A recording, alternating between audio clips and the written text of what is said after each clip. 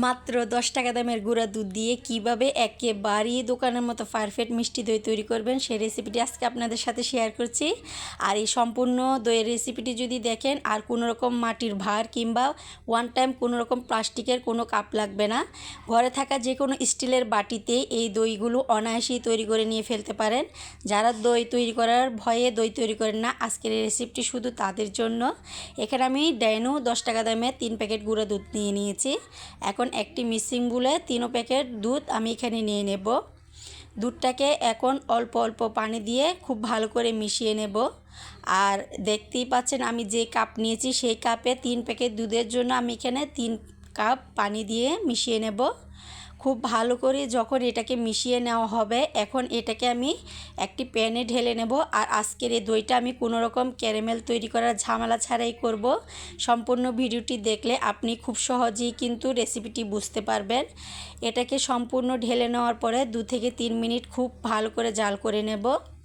জাল করা নেওয়া হয়ে গেলে এখানে আমি 3 টেবিল চামচ পরিমাণ দিয়ে দিচ্ছি খেজুরের গুড়। আপনারা চাইলে খেজুরের গুড় বা গুড়ের বাতাসাও দিতে পারেন। এখন খুব ভালো করে 2-3 মিনিট জাল করার পরে দেখবেন কালারটা খুব সুন্দর করে চেঞ্জ হয়ে গেছে। এখন এটাকে খুব ভালো করে জাল করা নেওয়া হয়ে গেলে এটাকে আমি একটি সাইডে রেখে দেব। যেহেতু এটা গুঁড়া দুধ দিয়ে আমি দইটা তৈরি করছি, বেশি জাল করার দরকার পড়বে না।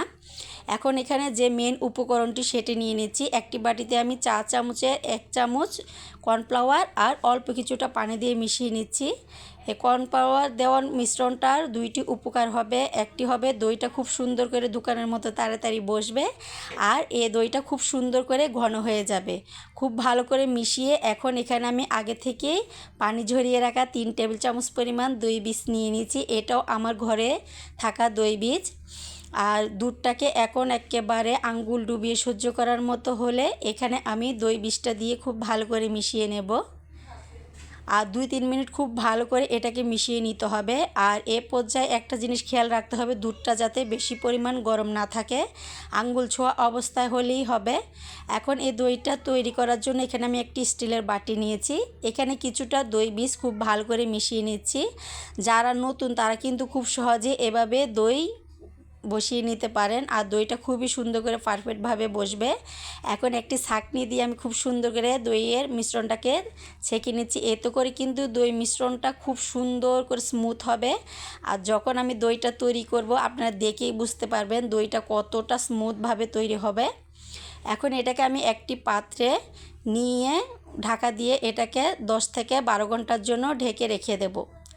10 থেকে 12 ঘন্টা পর ফিরে এসেছি, আর দেখতেই পাচ্ছেন আমার এই দইটা কতটা পারফেক্টলি হয়েছে। এটাকে আমি ফ্রিজে আরও 2 ঘন্টার জন্য রেখে দিয়েছিলাম। আর কিছুটা আপনাদের সাথে কেটে শেয়ার করছি। দেখতেই পাচ্ছেন দইটা মাশাআল্লাহ কত সুন্দর করে বসেছে, এক ফোঁটাও কিন্তু পানি কেটে যায়নি।